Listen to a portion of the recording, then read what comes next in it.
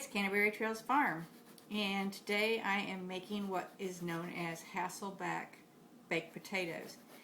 The reason why they're called that is, I guess in the 50s there was a restaurant, and I think it was Hasselbacken or something like that. It was a German name, and they served these potatoes, and so they have been popular ever since. You will see them with all kinds of different toppings and things inserted in between them, but it's a really simple recipe and it has a lot of wow effect when you serve them. So they look like a lot of work, but they're really not.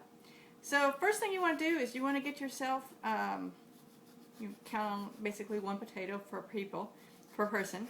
And you buy the big baked potato size potatoes, but you can do them with whatever size you've had. I've even done them with little tiny ones, you know, whatever you got, make it work. And I always make an extra because someone might want it for lunch the next day. But what I've done, if I've gone and cut about 1/8 to 1/4 slices, and I've done it about halfway through, so you don't want to cut all the way through. You might accidentally cut off a part. Hopefully it won't be in the middle. Sometimes it's the end is where I misjudge. But you're going to have like a little, sort of like a little accordion. And then you want to get cheddar cheese, any kind of cheese, and you can mix your cheese, whatever. And you want to make slices, and I use the old-fashioned cheese slicers.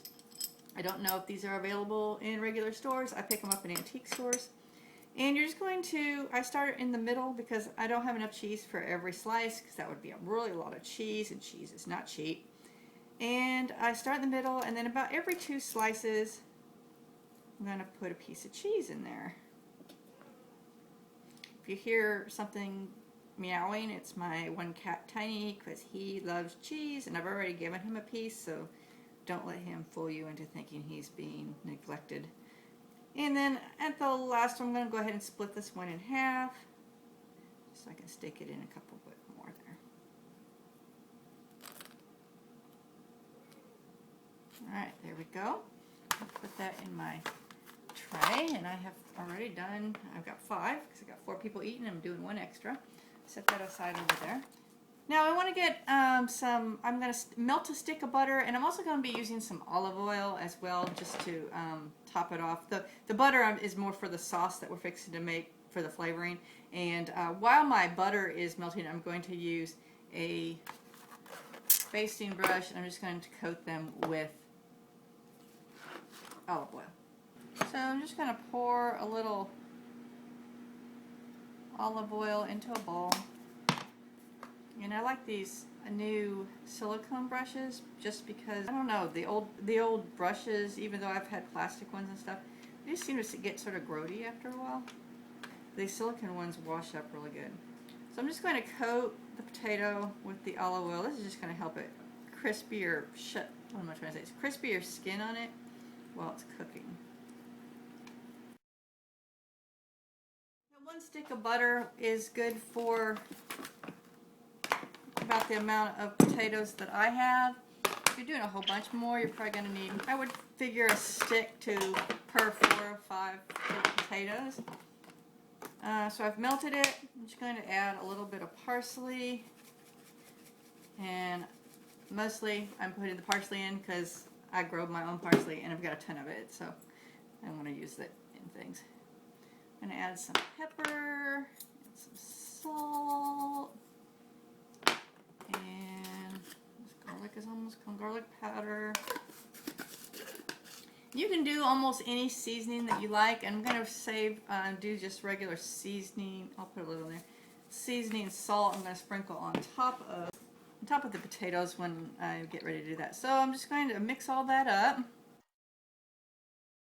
going to use the same brush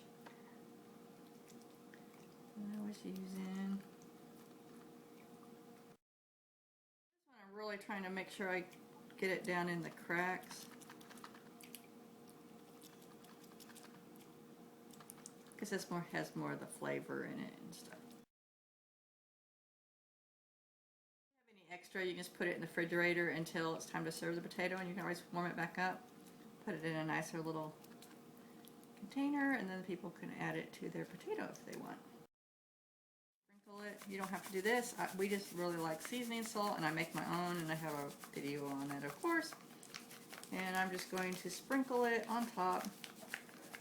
Put it in at 350 for about an hour. If you poke on your potatoes about halfway through, about 30 minutes through, and you see that they're still really hard, you might want to turn it up to 375 or 400, depending on. I have two double stacked smaller ovens, and they tend to cook slower and not as hot as a great big full size oven does.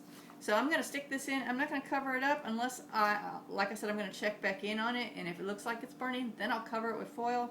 But right now, I am not going to do that. I'm just going to put it in as is. Alright, they are all out. I'm going to give them another sprinkle of seasoning salt. And that's what we got. Obviously, if you add more cheese, there'll be more cheese in there. But they get rather fat if you stick cheese in all of them. And some of the cheese will melt down. So sometimes you can also do a crisscross of cheese on top after they're done, which is a little decoration, which looks neat.